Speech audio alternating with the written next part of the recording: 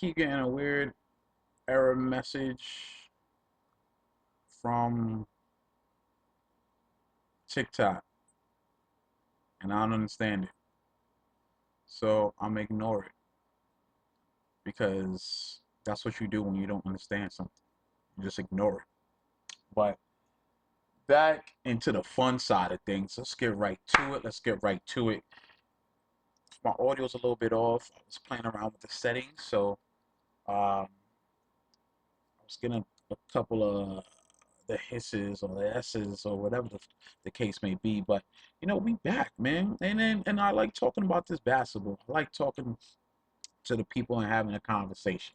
And it's a lot going on right now. Ladies first, ladies first, starting with the WNBA. So I'm going to reintroduce myself and get right back on topic. Chan is here on TikTok, The Adventures of Chan. On YouTube, I Call Game, talking about NBA, WNBA, gaming, wrestling, all those things that are my favorites. I'll talk to you all day about this if you let me. But also on various social media platforms. I'm not really on like Twitter like that. I am on Threads. Threads is popping. Shout out to the family on Threads. Shout out to the community on Threads. We need to get more followers and supporters on Threads, but shout out to the WNBA community on Threads. It is popping. And that's where I'm going to start. Ladies first is where I'm going to start because I want to talk about basketball. And the All-Star game is here. That's where I was before I got disconnected. But the All-Star game is here. I'm going to share who I voted for because it definitely was it was something that I was locked into every single day. I was voting like my vote held the most weight. I'm so much of a fan.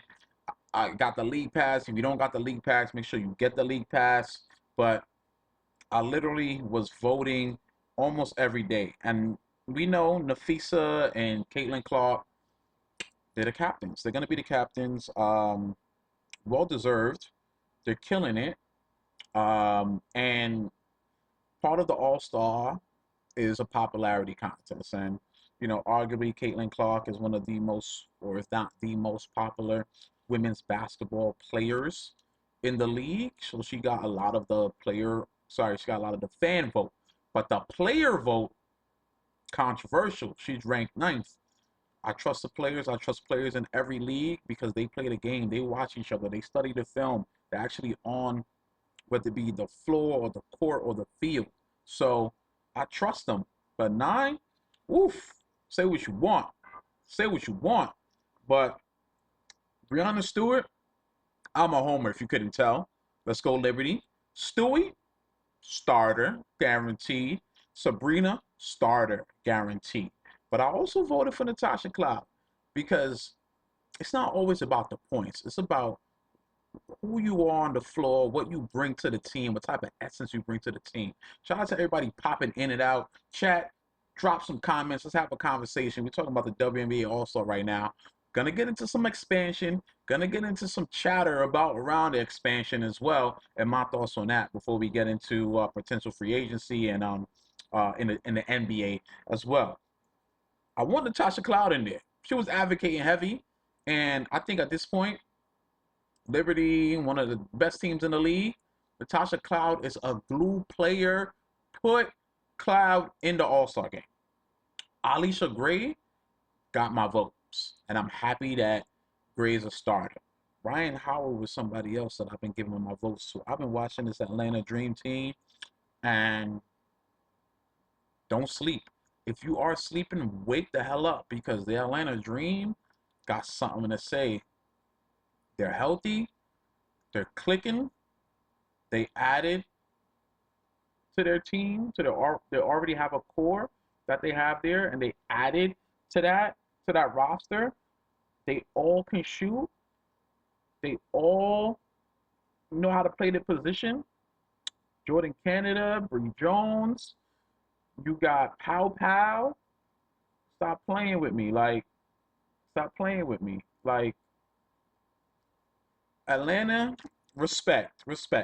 NECA, I'm happy NECA is starting. I feel like NECA has been disrespected in the past couple of years by the NBA, sorry, the basketball, not NBA, the WNBA aficionados, like Olympic NECA.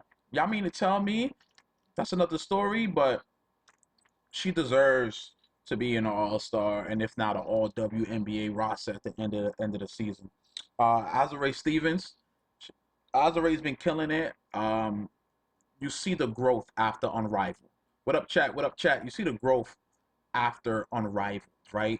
You see how Azare has added to her game and developed her game, shooting, mid-range, finishing. She's developed into a three-level type of scorer. She can use her size. She can use her quickness with size. She's a matchup problem, and she's been very consistent for the LA Sparks.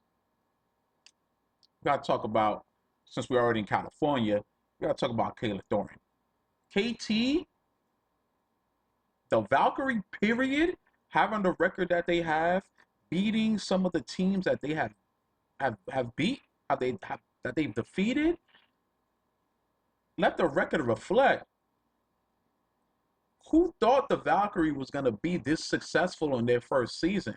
But this is what happens when you invest into a team and you invest into players and you invest into a community. The community gives back and the players give back. It's a partnership. So when I tell people you need to watch a W, it's not like any other league. I hate when people compare the W to the M or the WNBA to the men's traditional NBA. Don't compare league to league, team to team, player to player. This is very much like community. You give to us and we give to you. It is a partnership. That's why viewership is up. That's why attendance is up. That's why people are buying tickets. They're buying merch. They're creating merch. They want to see more. And we see that with the Valkyrie, and we see that with Kayla Thornton being that piece, that glue piece to continue to push the Valkyrie, even when they had roster changes and they had injuries. And KT is shining out there in Golden State. So I definitely voted for her, and I hope to see her on an All-Star team. I think that would be pretty dope for the Valkyrie to have some representation All-Star weekend. And Kayla Thornton is like a representative of what it means to like build it from the ground up. Um, John Quell, she hurt, but that's home team, so you know I have to vote for her. I know Caitlin Clark was gonna get the most votes. Like we know what it is. A lot of fanboys and fangirls is jumping on the bandwagon, and they are creating a narrative that pushes Caitlin Clark ahead of everybody else. So you see the votes that she got. It is what it is. I'm gonna vote for my home team. And by coincidence, I'm going through the people I voted for. Talked about NECA, Stewie, Sabrina. They made it. Alicia Gray. My vote mattered. I'm happy you made it. I want to see Angel Reese on the All-Star team. Yeah, she didn't get the starting spot, but I want to see her get there, right? I want to see her get to a place of being a consistent all-star. And when we think about continuously building these teams and building this league, you got to think about how we now have expansion. We now have 3 teams added to the WNBA. Detroit.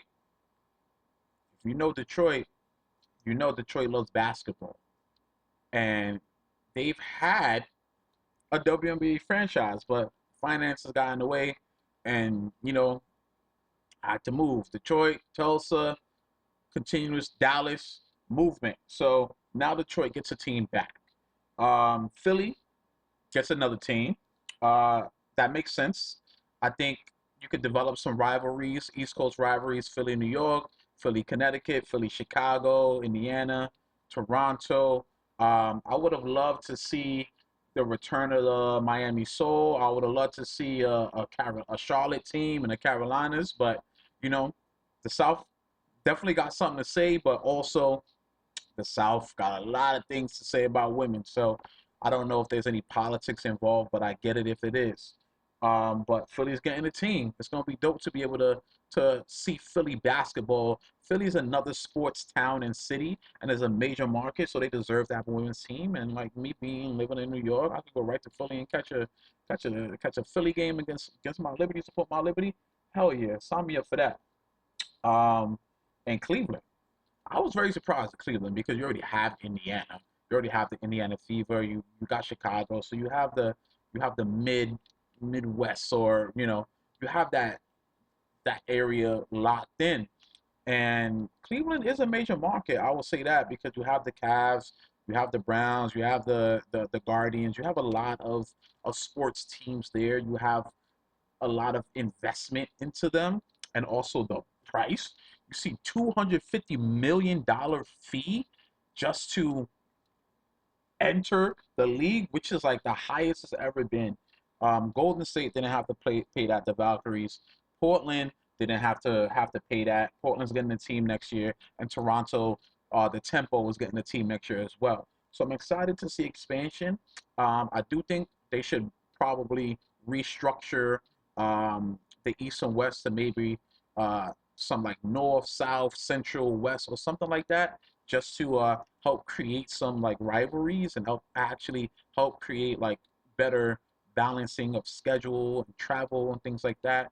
Instead of East and West conferences, you can have like the divisional championships, and that can help the seeding with the playoffs as well. So I'm pretty sure that's the route that they'll go. That's just what happens in sports and competitiveness, and like when you get to a space of playoffs and tournaments. So I would love to see that happen as you continue to bring more teams, and maybe we do get to Miami. We already have an arrival there, so we do want to see that type of market continue to grow. Maybe you do get to Charlotte. Maybe you do get to Houston. I would love to see the Houston Comets. Uh, comments. I'm reading comments, but I would love to see the Houston Comets make a return to the WNBA, along with the Miami Soul, along with a lot of these like franchises that help like bring this league back 20 plus years ago. Like, I would love to see that happen. Like, the Sacramento Monarchs would love, like, California is a big enough state to have another team. Yeah, we got Golden State and we got the Sparks, but the Monarchs are a franchise that has actually won. So it would be great to see the Monarchs like make a return too. So you get another West team, and you can have Portland, Seattle, LA, Golden State, Vegas, um, Monarchs, if you will, Dallas. Those could be the West, or if you do like the North, South, West, and like Central sort of like divisions when it comes to the WNBA, then you can probably have Houston Comets, Dallas Wings.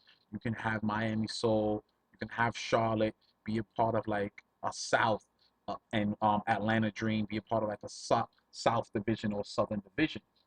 Um, but more to come on that. Wishful thinking, but I love to see the addition of more teams, more spots, because we tired of seeing waivers happening all the time. This person got released. This person got picked up. This person's going overseas. Like, more teams, be more opportunities for players, and maybe eventually more roster spots. Maybe at least one roster spot. A lot of injuries, a lot of travel to Europe basketball happens. So I would love to see that.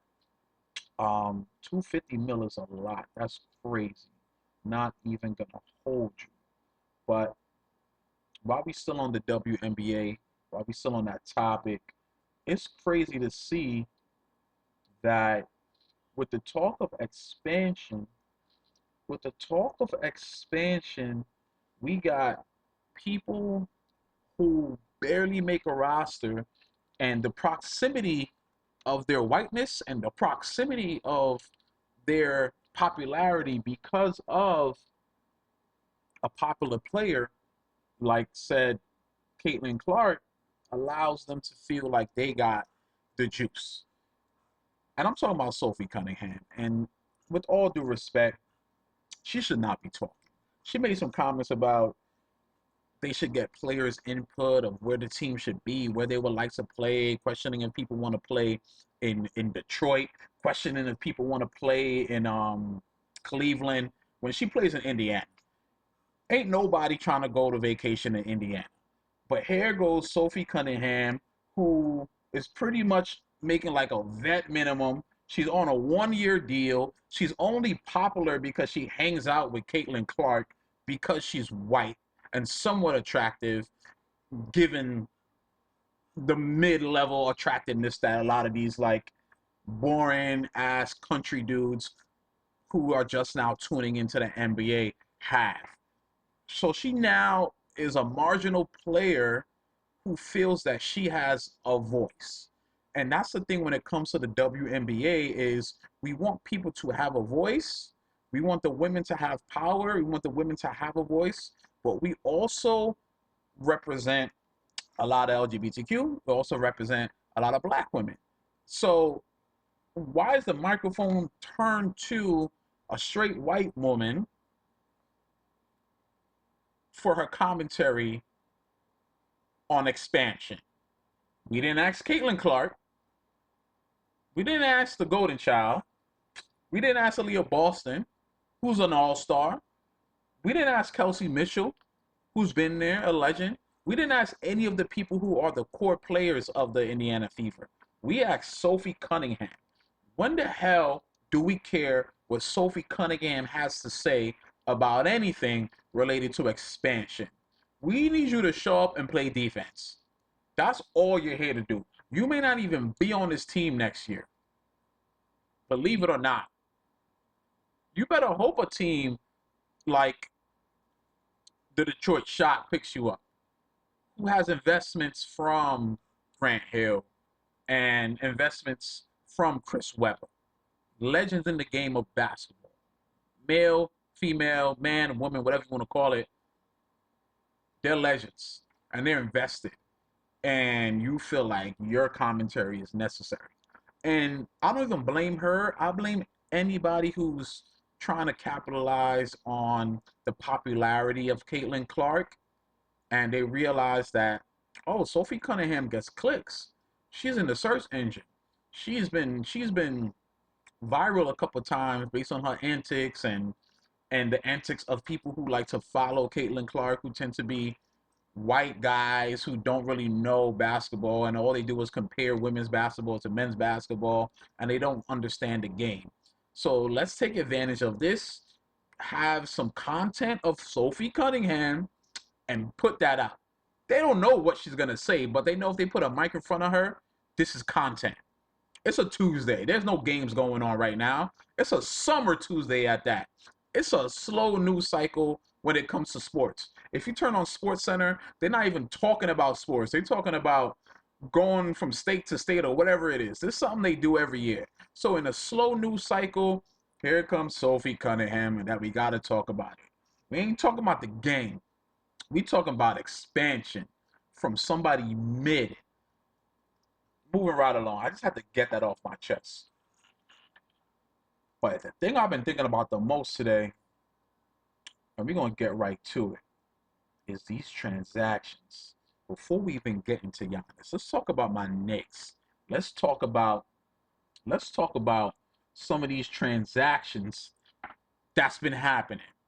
Let's talk about the Knicks signing Gershon Yabusele, who showed out in the Olympics, and he was on Philly, and he's somebody that I wanted because of his size, because of his grit, aggressiveness. He's not the best shooter, but he takes the shot, right? But he grinds for every rebound. He's aggressive. He's aggressive on both sides, and he's a big body. That's what we need. That's the type of player with the New York grit. That's what I would love to continue to see on the New York Knicks. Jordan Clarkson is a player that I always wanted on the Knicks. Pump fake, always got his hands up like he about to do something, but you know what? He's showing up. He's down for the cause. He not a chump, and he's lightning off the bench. He's somebody that I feel like the Knicks have needed for a while with this roster that we have, with this new style of Knicks that have made it to the Eastern Conference Finals. But we saw bench was an issue, whether that be we played them or didn't play them, or developed them or didn't develop them. One thing that I always have thought the Knicks needed in this regime, regardless of who gets playing time and minutes, is a spark off the bench. A spark off the bench meaning instant points, instant impact, not coming off the bench and producing. Of course, producing is a part of that. Production is a part of that. Playing a role is a part of that. But give me a guy off the bench that when he comes in the game, I know he may not leave this game because he might score 30. Give me a guy off the bench that is giving me a minimum 15 a night. Like the last guy the Knicks had like that was like a J.R. Smith to when he won Sixth Man of the Year, where it's like, yo, he could start, but yo, that energy off the bench is something that we can't reproduce. It's a lightning, it's a spark, it's it's an aggressiveness, it's a feeling, it's energy that I don't quite see with a lot of the other players on our roster. So I like that move. But in another move that was made, a very, I want to say, questionable move with the Milwaukee Bucks after they re-signed Kevin Porter, Bobby Portis, Taurean Prince. They got Gary Trent. They announced Miles Turner, a pickup. They let Brook Lopez go, legend in the game. He's still playing after all these years. They let him go. Okay, okay, what we cooking? Because we want to keep Giannis. If you're the Milwaukee Bucks, you want to do whatever you can to keep Giannis. You get Miles Turner. And rumors came out that Miles Turner and Giannis is cool. Giannis was a part of that conversation to sell him on coming to Milwaukee. Bet, bet. And 5 minutes later, Dame Lillard released. Dame Lillard waived by the Milwaukee Bucks with a stretch provision. I didn't even know the NBA still had the stretch provision. They waived him and stretched out his contract. So Dame is going to get paid for the remainder of his contract. He's no longer on the Milwaukee Bucks, which is probably a great move for him because he can rehab and figure out where he wants to go next and get some form of new contract, whether that be a minimum or something. He'll figure it out. This is not a Dame conversation. He needs to rehab. He's a legend, top 75. Let him go do that. But we got Gary Harris, Kevin Porter Jr. So I guess those are gonna be our guards. Oh, we traded we traded Pat Connaughton, who we were gonna pick up for Michik when we just had Dame. Make that make sense. Make that make sense. Hey, Giannis puts out this tweet. This tweet. I don't know what's going on right now, man. And the Delulu Nick fan that I am, after seeing this tweet, I immediately started cooking. What are you talking about? You don't know what's going on right now.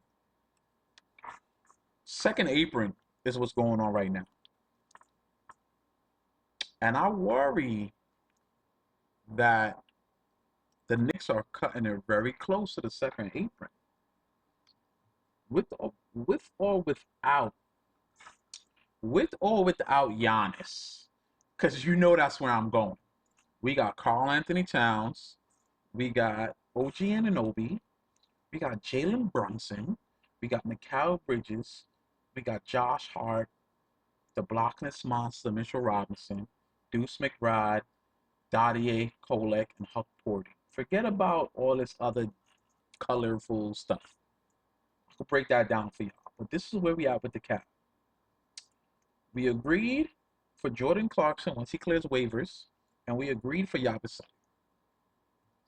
That's 2.3 and 5.7. That is what, 9 mil? Second apron, I'm on Spot Rack. So Spot Rack is one of the most like accurate sites for like sports information. Second apron, we're at 11 mil, which gives us about a 3 mil buffer. So some people are saying we be over it. But from what I see here, we're approaching it. We're very close. We're very, very close. Okay? So what I see is an opportunity. So we don't go over the second apron and we are able to get Giannis onto the Google. Hear me out. I'm in DELULULAND as a Knicks fan. I am in DELULULAND, but yo, maybe we could get Giannis. Maybe we could get Giannis. Let me be Delulu for a little bit. Let me be Delulu for a little bit. Okay? Okay? Okay?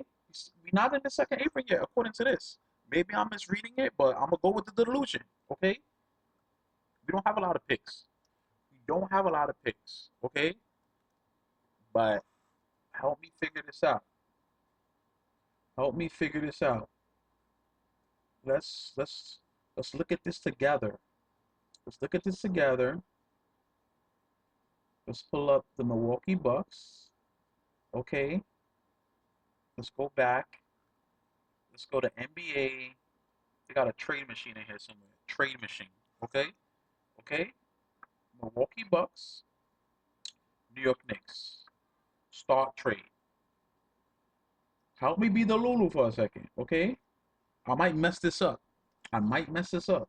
If I do, forgive me. But I'm in the Lululand. Okay. If I do mess this up, I'm in DELULULAND. They say the trade failed because one point whatever million. Alright, whatever.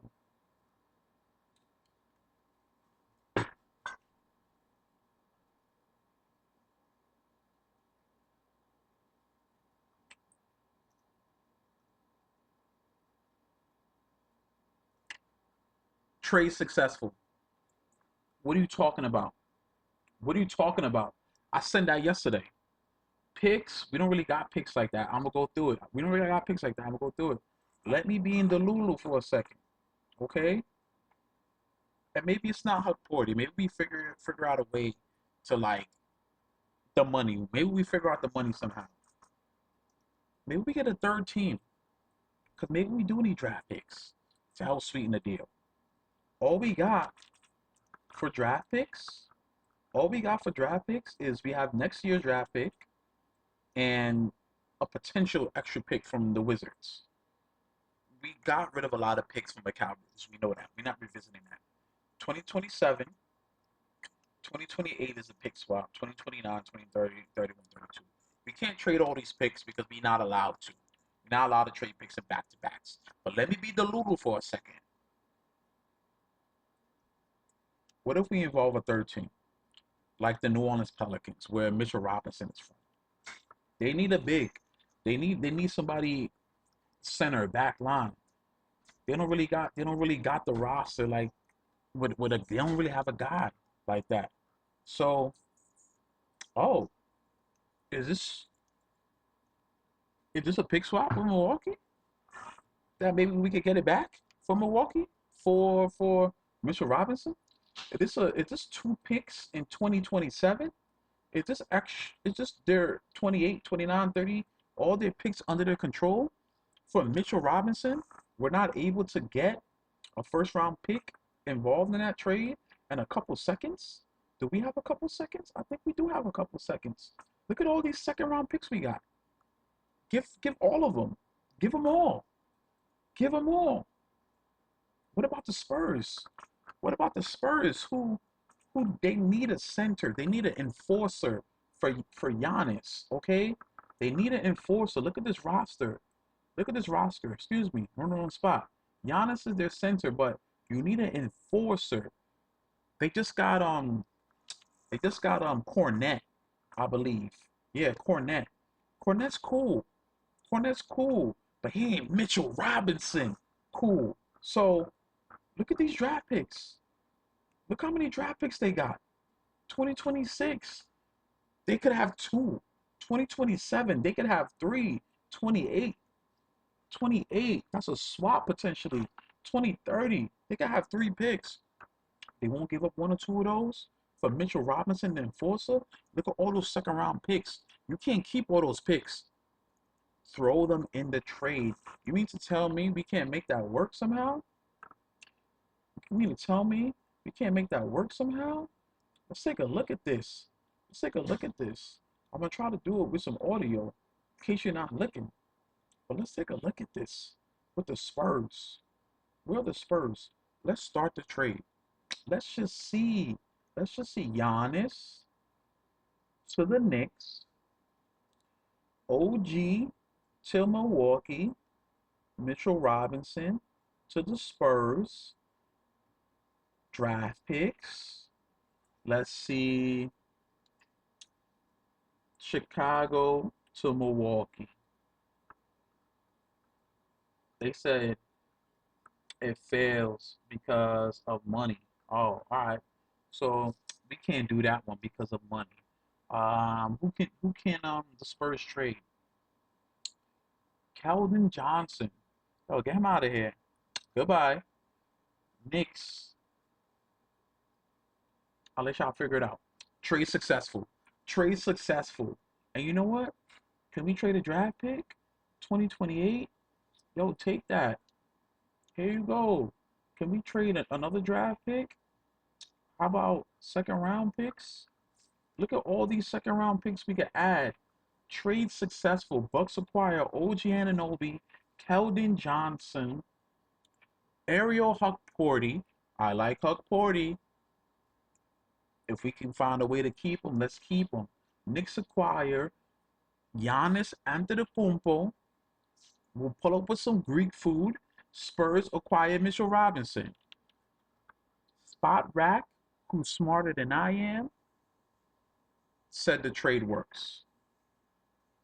And that, ladies and gentlemen, is how the Knicks can get Giannis Antetokounmpo with Karl Anthony Towns, with Jalen Brunson, with Mikal Bridges, with Josh Hart, with Deuce McBride. You mean to tell me that's not a championship team?